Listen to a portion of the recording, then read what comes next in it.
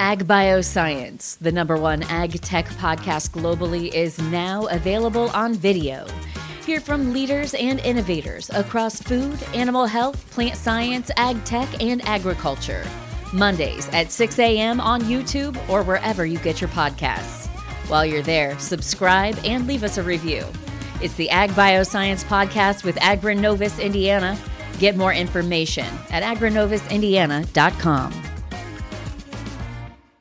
The internet changed how we work. AI is changing what work gets done. A bank cut loan processing from days to hours. A student built an AI scheduler, improving on-time delivery from under 70% to over 90%. Most teams know AI matters, but aren't sure where to start. InAI is Indiana's statewide AI adoption effort, built with industry, academia, and community partners, helping you move from understanding to action. Visit inaiready.com. This is Inside Indiana Business Radio for the afternoon of Wednesday, July 1st, 2026. I'm Alex Brown. Fort Wayne-based Do It Best Group is growing its presence in Fort Wayne by relocating the headquarters of its True Value subsidiary to the Electric Works Mixed-Use Innovation District. Do It Best acquired the Chicago-based hardware retailer in 2024 for $200 million, and CEO Dan Starr said the move has been in the works since that time. In our unique circumstances, it's a very heavily teams-based environment.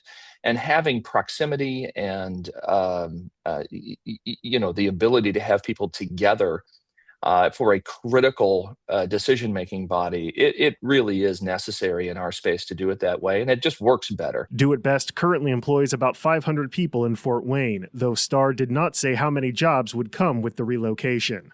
Holiday World and Splashin Safari has unveiled designs for its newest attraction, the Cannonball water roller coaster. Set to open next May, the amusement park is investing $22 million in the ride, which represents the largest single attraction investment in the park's history. Billed as the first of its kind in the Midwest and only the third built in the United States, the ride will take users 90 feet in the air, then speed through 1,000 feet of coaster track before landing in the water with a huge splash.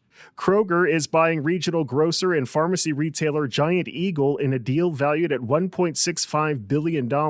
Giant Eagle, which is privately held, has 197 supermarkets and 11 standalone pharmacies in Ohio, Pennsylvania, West Virginia, Maryland, and Indiana. The deal is expected to close next year. From the #1 source for Indiana business news, this is Inside Indiana Business Radio. Thanks for listening to this IBJ Media podcast. You're probably going to remember this ad. Do you know why? Podcast advertising works. 85% of listeners recalled hearing an ad during a podcast, and 70% of podcast listeners have acted after hearing an ad. So whether you're looking to be heard across the entire IBJ Media podcast network, sponsor one of our shows, or just start with a 30-second ad, IBJ Media can help. Contact advertise@ibj.com to learn more. The developer behind the Commerce Center in downtown South Bend is using the former power plant facility to serve as a sort of incubator for small businesses, such as Merriman's Playhouse, a jazz club that was forced to relocate because of COVID. Owner David Matthews has put about $7 million into the building, working directly with tenants to shape leases around what they can actually afford rather than posting vacancies and waiting. It's just tenant by tenant we recruit, and I remember Merriman's Jazz Club, they came in around COVID. And they were walking around the neighborhood, and I was out with my daughter, because, again, we live across the street, and they were stressed out about what are they going to do, because, they have to shut down for COVID, and, do they stay in their space? Do they give up their lease? And I was like, this is amazing. And they're like, what are you talking about? I was like, you've been talking about moving downtown for a while. Now you can get out of your lease. You have to be closed anyway. Use that time to build out a new space in downtown, and then when COVID lifts, you have customers again, you start paying rent. I can give you free rent until you get open. And they said, okay. Other tenants at the building include a Caribbean restaurant called Island 11 and Cat Lady Cafe.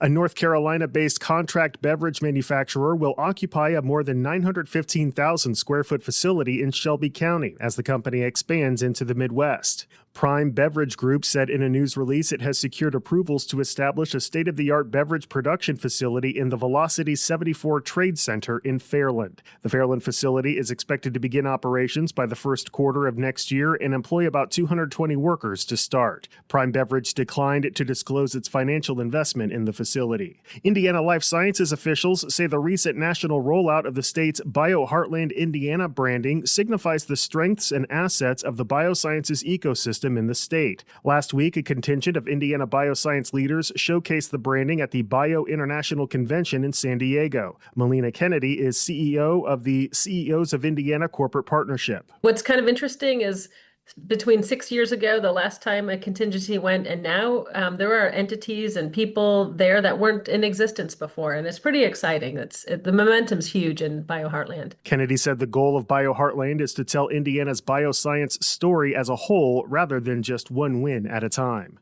St. Mary's College President Katie Conboy is this week's guest on the Business and Beyond podcast with Gary Dick, presented by PNC, a weekly conversation with high-profile Hoosiers in business, sports and entertainment, and beyond. Available now on the IBJ Media app or your favorite podcast provider. I'm Alex Brown for Inside Indiana Business Radio on Demand.